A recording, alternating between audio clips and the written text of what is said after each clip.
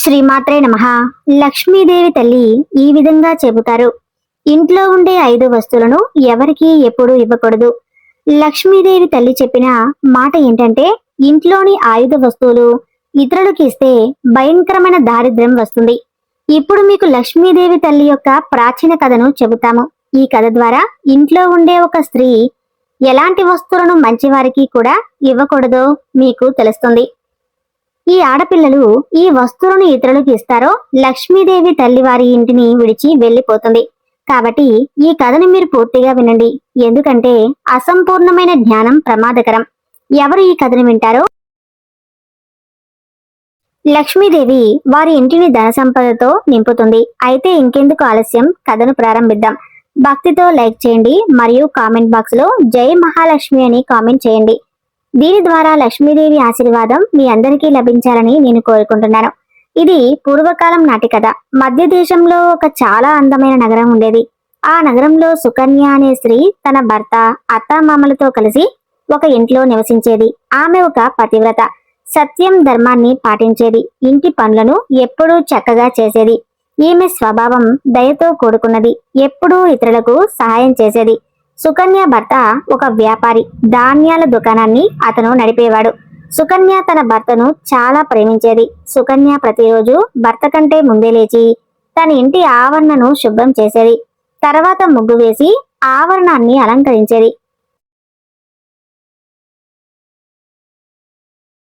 తరువాత తన ఇంటిని శుభ్రం చేసేది.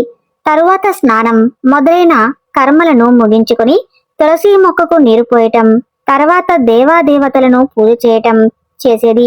ఈ విధంగా ప్రతిరోజు ఆమె తన నిత్య కర్మలను చేసేది. సుకన్య ఎప్పుడూ ఇతరులను అవమానించలేదు.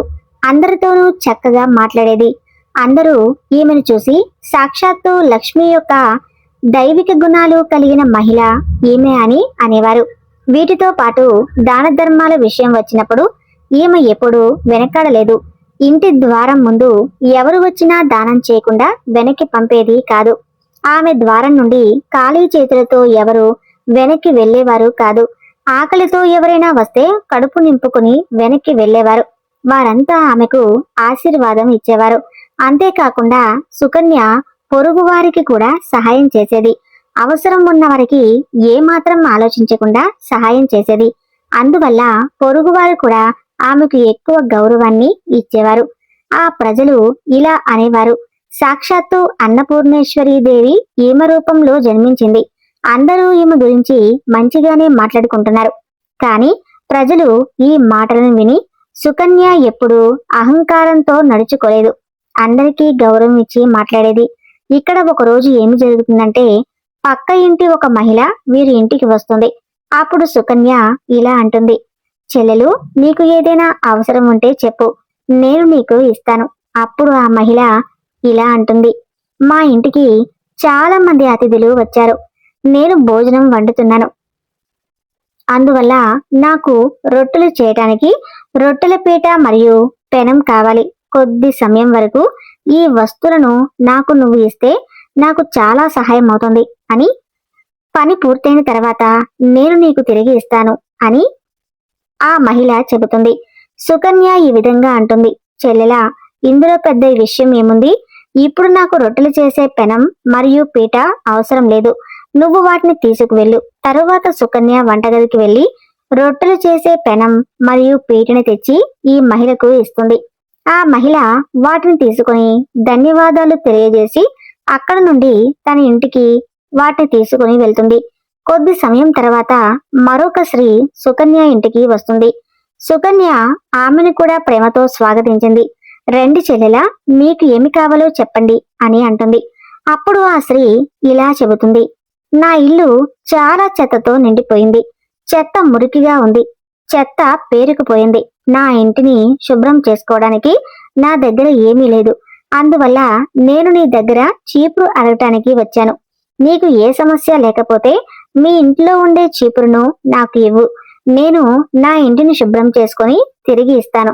ఇక్కడ సుకన్య ఏమాత్రం ఆలోచించకుండా తన ఇంట్లో ఉండే చీపురును ఆ మహిళకి ఇచ్చి పంపుతుంది. కొద్ది సమయం తర్వాత మరొక స్త్రీ సుకన్య ఇంటికి వస్తుంది. సుకన్య ఆమెను కూడా చాలా ప్రేమతో స్వాగతిస్తుంది. సుకన్య ఇలా అంటుంది, చెల్లెలా, ఏ కారణంతో మా ఇంటికి వచ్చావు? నీకు ఏదైనా కావాలంటే నిస్సంకోచంగా అడుగు, నేను సహాయం చేయటానికి ప్రయత్నిస్తాను. అప్పుడు వచ్చిన స్త్రీ ఇలా చెబుతుంది, ఓ సుకన్య చెల్లెలా, నువ్వు చాలా దయ కలిగిన దానివి. నేను నీ గురించి చాలా మాటలు విన్నాను. నువ్వు అందరికీ సహాయం చేస్తూ ఉంటావు. అందువల్ల నేను నీ దగ్గర చిన్న సహాయం అడగటానికి వచ్చాను. సుకన్య ఈ విధంగా అంటుంది, చెల్లెలా, సంకోచించకు. ఏది కావాలన్నా అడుగు. నా దగ్గర ఉంటే నేను నిరాకరించను. ఖచ్చితంగా నేను నీకు సహాయం చేస్తాను. తరువాత ఆ స్త్రీ ఇలా చెబుతుంది, చెల్లెలా, నా కూతురిని చూడటానికి వరుడు వైపు వారు వస్తున్నారు. అందువల్ల నాకు ఒక చింత ఉంది. వేసుకోవడానికి నా దగ్గర ఏ నగలు లేవు. నా కూతురికి ఏమివ్వాలి? ఆమె దగ్గర వేసుకోవడానికి మంచి బట్టలు కూడా లేవు. అందువల్ల దయచేసి నాకు కొద్దిగా నగలు బట్టలు అప్పుగా ఇవ్వండి. కేవలం ఒకటే రోజు చాలు. మీ నగలు వస్త్రాలు తిరిగి ఇస్తాను. పక్క ఇంటి మహిళ ఈ మాటలు విని సుకన్య ఈ విధంగా అంటుంది, కేవలం ఇంత చిన్న విషయానికే చెల్లెలా నువ్వు ఇంత చింతిస్తున్నావు? నీ కూతురు నా చిన్న చెల్లెలే. ఖచ్చితంగా నేను ఆమెకు సహాయం చేస్తాను.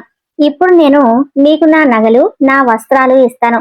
వీటిని ధరించిన తర్వాత నీ కూతురు రాజకుమారిలాగా కనిపిస్తుంది. తరువాత సుకన్య ఇంటి లోపలికి వెళ్లి తన ఆభరణాలు వస్త్రాలు తెస్తుంది. పక్క ఇంటి మహిళకు ఆ చీర నగలు ఇస్తుంది. ఆమె సంతోషంగా అవన్నీ తీసుకుని వెళ్లిపోతుంది. తరువాత సాయంత్రం అవుతుంది.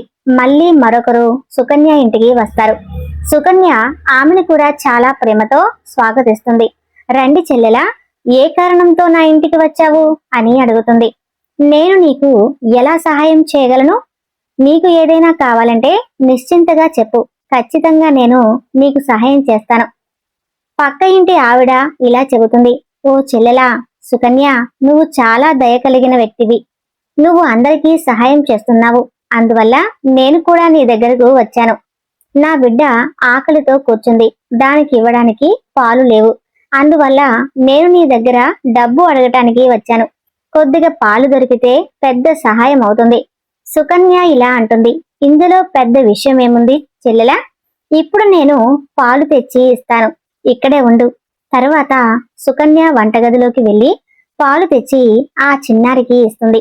అప్పుడు ఆ చిన్నారి సంతోషంగా ఆ పాలు తీసుకుని తన ఇంటికి వెళ్లిపోతుంది. ఈ విధంగా సుకన్య తన పొరుగు వారందరికీ సహాయం చేస్తుంది. తర్వాత సంతోషంగా తన ఇంటి పనులన్నీ చేసుకోవడానికి సిద్ధపడుతుంది. రాత్రి అవుతుండగానే ఆమె భర్త ఇంటికి తిరిగి వస్తాడు. సుకన్య తన భర్తకు నమస్కరిస్తుంది. రాత్రి భర్త భార్య సంతోషంగా పడుకుంటారు.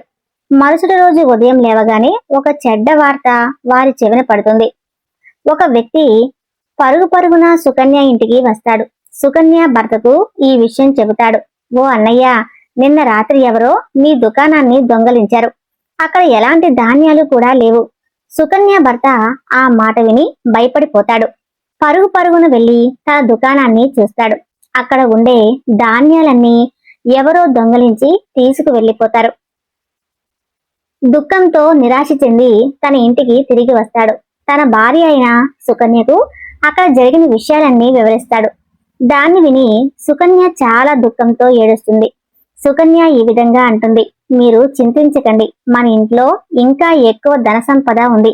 దీనితో తిరిగి మీరు మీ కొత్త వ్యాపారాన్ని ప్రారంభించవచ్చు. కానీ సుకన్య తన ధన సంపదను చూడటానికి వెళ్ళినప్పుడు అది కూడా పూర్తిగా ఖాళీగా ఉంటుంది. దానితో పాటు ఉండే నగలు కూడా దొంగలించబడి ఉంటాయి. దీన్ని చూసి సుకన్య చాలా దుఃఖపడుతుంది. ఇదంతా ఎలా జరిగిందో ఆమెకు తెలియదు. సుకన్య భర్త ఆమె మీద చాలా కోపం తెచ్చుకుంటాడు. తరువాత అడుగుతాడు, సుకన్య, నిజం చెప్పు. మన ఇంటి లోపల ఉన్న నగలు డబ్బు అంతా ఎక్కడికి పోయింది? సుకన్య ఇలా చెబుతుంది, స్వామి, నేను ఇంట్లోనే ఉన్నాను. నగలు ధన సంపద అంతా ఈ కబోర్డ్ లోనే ఉంది. దీన్ని ఎవరు దొంగలించారో తెలియదు. దయచేసి మీరు శాంతంగా ఉండండి. మనం ఏదైనా ఉపాయం ఖచ్చితంగా వెతుకుదాం.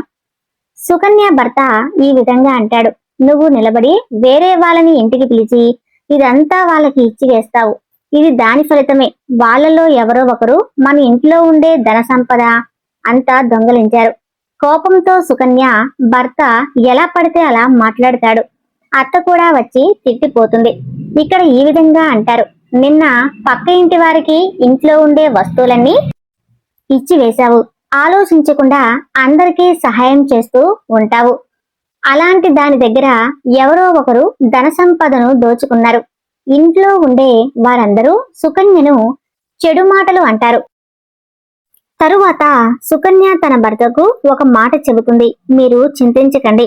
నేను నా నగలతో కొద్దిగా పక్క ఇంటి ఆవిడకు ఇచ్చాను. నేను ఆమె నుండి తిరిగి తీసుకువస్తాను. తరువాత సుకన్య ఆ పేద మహిళ ఇంటికి వెళ్తుంది. కానీ ఆ ఇంట్లో ఎవరూ ఉండరు. ఆ స్త్రీ కూడా ఆ సుకన్య నగలను తీసుకుని ఆ ఇంటిని విడిచి పారిపోయి ఉంటుంది. సుకన్య నిరాశ చెంది తిరిగి ఇంటికి వస్తుంది. తన భర్తకు అన్ని విషయాలు చెబుతుంది. దీనితో భర్త కోపం ఇంకా పెరుగుతుంది. సుకన్య భర్త ఈ విధంగా అంటాడు, ఓ సుకన్య, నువ్వు పెద్ద మూర్ఖురాలివి. నీ కారణంగానే మన ధన సంపద, ఐశ్వర్యం, సిరి సంపద అంతా పోయింది.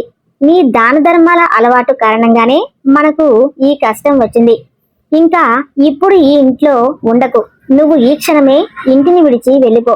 సుకన్య ఈ విధంగా అంటుంది, మిమ్మల్ని విడిచి నాకు ఈ ప్రపంచంలో వేరే ఎవరూ లేరు. నేను మిమ్మల్ని విడిచి ఎక్కడికి వెళ్ళాలి? సుకన్య భర్త ఈ విధంగా అంటాడు, నువ్వు ఎక్కడికి కావాలన్నా వెళ్ళు. కానీ ఇప్పుడు నువ్వు ఈ ఇంట్లో ఉండటం సాధ్యం కాదు. నీ కారణంగానే మనం నాశనమయ్యాము.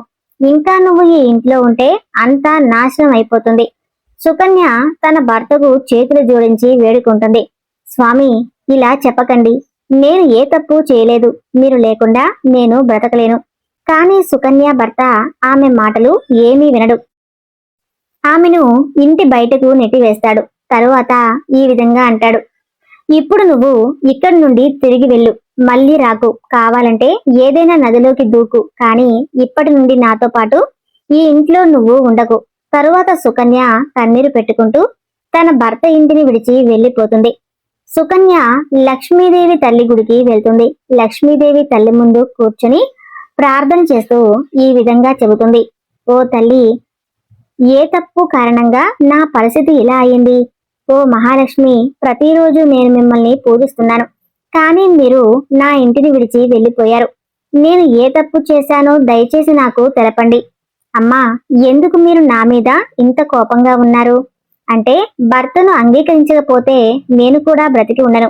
అంటే నా కారణంగానే నా భర్త పరిస్థితి ఇలా అయితే నేను బ్రతికి ఉండటానికి నాకు ఏ అధికారం లేదు. ఇంత ఎక్కువగా చేసి సుకన్య తన ప్రాణత్యాగం చేయటానికి నది దగ్గరకు వెళ్తుంది. నది దగ్గరకు వెళ్లి సుకన్య లక్ష్మీదేవి తల్లిని ప్రార్థన చేస్తుంది. లక్ష్మీ తల్లి, ఇప్పుడు నేను ప్రాణత్యాగం చేయటానికి బయలుదేరాను. అంటే నా వల్ల నీ పూజలో ఏదైనా లోపం ఉంటే నన్ను క్షమించు. నేను నా భర్త లేకుండా బ్రతికి ఉండలేను. అందువల్ల నేను ఈ నదిలో దూకి నా ప్రాణత్యాగం చేస్తాను. ఇలా చెప్పిన వెంటనే సుకన్య నదిలో దూకబోతుండగా సాక్షాత్తు లక్ష్మీ తల్లి వచ్చి అక్కడ ప్రత్యక్షమవుతారు. లక్ష్మీదేవి సుకన్యకు ఈ మాట చెబుతారు, ఆగు సుకన్య. ఓ నా కూతురా, నువ్వు ఏం చేయబోతున్నావు? సుకన్య తన కళ్ళు తెరిచి చూస్తుంది. సాక్షాత్తు లక్ష్మీదేవి తల్లి ఆమె ముందు నిలబడి ఉంది. లక్ష్మీదేవి తల్లి దర్శనం పొంది సుకన్య చాలా సంతోషిస్తుంది.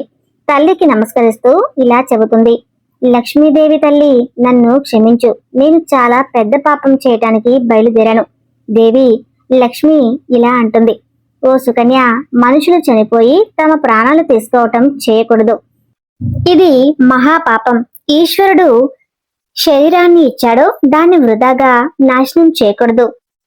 సుకన్య ఇలా అంటుంది, తల్లి, నేను ఏం చేయాలి? నా భర్త నన్ను విడిచిపెట్టారు. స్త్రీ తన భర్తను విడిచి ఉండకూడదు. నేను భర్తను విడిచి బ్రతికి ఉండలేను. అందువలనే నేను ప్రాణం ఇవ్వడానికి బయలుదేరాను. దేవి లక్ష్మి ఇలా అంటుంది, ఓ సుకన్య, నాకు అంతా తెలుసు. నీ భర్త నిన్ను ఎందుకు త్యజించాడో కూడా నాకు తెలుసు. ఇదంతా నీ తప్పుల కారణంగానే జరిగింది. నువ్వు తెలియకుండానే కొన్ని రకాల వస్తువులను దానంగా ఇచ్చావు. ఈ ఒక్క కారణం వల్లనే నేను నీ ఇంటిని విడిచిపెట్టాను. ఏ స్త్రీలు తమ ఇంట్లోని ఈ వస్తువులను ఇతరులకి ఇచ్చి వేస్తారో నేను వారి ఇంట్లో నివసించను. నేను ఆ వస్తువులతో పాటు వారి ఇంటిని విడిచి బయలుదేరుతాను. అప్పుడు సుకన్య ఇలా అంటుంది, ఓ తల్లి, ఆ వస్తువుల గురించి నాకు దయచేసి తెలపండి. తర్వాత దేవి లక్ష్మి ఇలా చెబుతుంది, ఓ కుమారి, నువ్వు జాగ్రత్తగా విను. నేను కొన్ని వస్తువుల గురించి నీకు చెబుతాను. ఆ వస్తువులను ఏ స్త్రీ అయినా ఇతరులకు ఇవ్వకూడదు. అన్నిటికంటే మొదటి వస్తువు వంట చేయడానికి ఉపయోగించే పీట లేదా కర్రలను ఇతరులకు ఇవ్వకూడదు. రొట్టెలు చేసే పీటను కూడా ఇవ్వకూడదు. ఎందుకంటే వంటగదిలో వీటికి ఎక్కువ ప్రాధాన్యత ఉంటుంది. ఈ వస్తువుల పవిత్రత ఎప్పుడూ ఉండాలి. ఇదే వస్తువుల ద్వారా భగవంతుడైన విష్ణువుకు ప్రసాదం తయారు చేయబడుతుంది. మరియు పీట మీద తయారు చేసిన మొదటి రొట్టెను ఆవుకు తినిపించబడుతుంది. అందువల్ల ఈ వస్తువులను ఎప్పుడూ శుభ్రంగా సత్యంగా ఉంచాలి. ఇతరులకు ఇచ్చినప్పుడు ఇవి అపవిత్రం కావచ్చు. తరువాత వీటి వాడకం వల్ల అశుభ ఫలితాలు లభిస్తాయి. అందువల్ల సుకన్య, నువ్వు నీ ఇంట్లో ఉండే రొట్టెలు చేసే పీట, పెనం ఇతరులకు ఇచ్చి మొదటి తప్పు చేశావు. ముందు లక్ష్మీదేవి తల్లి ఈ విధంగా చెబుతుంది, సుకన్య, ఇప్పుడు నువ్వు వేరే వస్తువు గురించి తెలుసుకో. ఇంకా నువ్వు నీ పక్క ఇంటి ఆవిడకు ఇంట్లో ఉండే చూపులను ఇచ్చావు కదా. ఏ వస్తువులో నా నివాసం ఎప్పుడు ఉంటుందో, ఏ వస్తువు నాకు అత్యంత ప్రియమైనదో నువ్వు దాన్ని ఇతరులకు ఇచ్చావు. ఇలాంటి స్థితిలో నేను నీ ఇంట్లో ఎలా ఉండగలను చెప్పు. సుకన్య, ఏ స్త్రీ తన ఇంట్లో ఉండే చీపురుని ఇతరులకు ఇస్తుందో నేను ఆమె ఇంటిని త్యజిస్తాను. చీపురు వాడకంతో ఇంటిని శుభ్రం చేస్తారు. ఎక్కడ శుభ్రత ఉంటుందో అక్కడ నా నివాసం ఉంటుంది. ఒక మాట గుర్తుంచుకో, ఇంట్లో చీపురును ఎప్పుడూ కప్పి ఉంచాలి. చీపురు మీద బయట ఉండే వారి దృష్టి పడకూడదు. చీపురు ఒక అత్యంత పవిత్రమైన వస్తువు. దీనికి కాళ్ళను తాకడం కూడా చేయకూడదు. దీనితో మురికిగా ఉన్న వస్తువులను శుభ్రం చేయకూడదు. లక్ష్మీదేవి తల్లి ఇలా అంటుంది, ఓ సుకన్య, నువ్వు మూడవ వస్తువు గురించి తెలుసుకో. దీన్ని ఒక స్త్రీ ఇతరులకు ఎప్పుడూ ఇవ్వకూడదు. అవి ఆభరణాలు. ఒక స్త్రీ తన ఆభరణాలను వేరే స్త్రీకి ఎప్పుడూ ఇవ్వకూడదు. నేను ఎప్పుడూ ఆభరణాలలో నివసిస్తాను. ఒక మహిళ యొక్క 16 శృంగాలలో ఆభరణాలకు చాలా పెద్ద ప్రాధాన్యత ఉంది. పెళ్ళైన స్త్రీ తన ఆభరణాలను ఇతరులకు ఇవ్వకూడదు. ఏ స్త్రీ తన ఆభరణాలను ఇతరులకు ఇస్తుందో వారి జీవితంలో పెద్ద దురదృష్టం వస్తుంది. ఓ సుకన్య, ఇప్పుడు నేను 4వ వస్తువు గురించి తెలుపుతాను. ఏ మనుషులైనా సాయంత్రమైన తర్వాత ఎప్పుడూ తెల్లని రంగు వస్తువులను దానం చేయకూడదు. కానీ నువ్వు సాయంత్రం సమయంలో పాలు దానం చేశావు. సాయంత్రం పాలను ఇతరులకు ఇస్తే దురదృష్టం వస్తుంది. సాయంత్రం శుభ్రమైన వస్తువులను ఇతరులకు దానం చేసినప్పుడు మనిషి జీవితంలో దురదృష్టం వస్తుంది. లక్ష్మీదేవి తల్లి ఈ విధంగా చెబుతుంది, సుకన్య, నాకు ఆ వస్తువులన్నిటి గురించి తెలిసింది. వీటిని ఎప్పుడూ దానం చేయకూడదు. ఈ వస్తువులను ఇతరులకు అప్పుగా లేదా ఉపయోగించడానికి ఇవ్వకూడదు. సుకన్య ఇలా అంటుంది, లక్ష్మీ తల్లి, నా వల్ల పెద్ద తప్పు జరిగింది. నాకు ఈ విషయాలు తెలియవు. దయచేసి నన్ను క్షమించండి. నాకు ప్రాయశ్చిత్తం చేయటానికి ఉపాయం చెప్పండి. దేవి లక్ష్మి ఈ విధంగా చెబుతుంది, సుకన్య, నువ్వు ఇప్పటికే ప్రాయశ్చిత్తం చేశావు. అందువల్ల తిరిగి నువ్వు నీ ఇంటికి వెళ్ళు. నీకు నీ సంపూర్ణ ధన సంపద తిరిగి ఇస్తాను. ఇది చెప్పగానే లక్ష్మీ తల్లి అక్కడి నుండి అదృశ్యమవుతుంది. తరువాత సుకన్య లక్ష్మీదేవి తల్లికి ధన్యవాదాలు తెలుపుతుంది. ఆ స్థలం నుండి ఇంటి వైపు వెళ్తుంది. దారిలో తన భర్త ఆమెను వెతుకుతూ ఉండడం కనిపిస్తుంది. అతను దగ్గరకు వచ్చి క్షమాపణ కోరుతాడు. ఓ సుకన్య, నన్ను క్షమించు. నాకు చాలా చెడు జరిగింది. నువ్వు సాక్షాత్తు దేవికి సమానమైన దానివి. లక్ష్మీదేవి తల్లి కృపతో మనకు ధన సంపద వైభవం తిరిగి లభించింది. ఎవరైతే మన ధన సంపదను దోచుకున్నారో వారు తిరిగి మనకు ఇచ్చారు.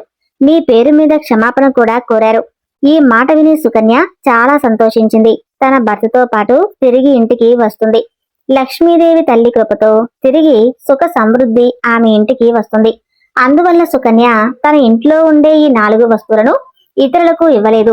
మీకు ఈ కథ నచ్చినట్లయితే లైక్ చేయండి మరియు షేర్ చేయండి. కామెంట్ బాక్స్ లో జయ మహాలక్ష్మి అని ఖచ్చితంగా రాయండి.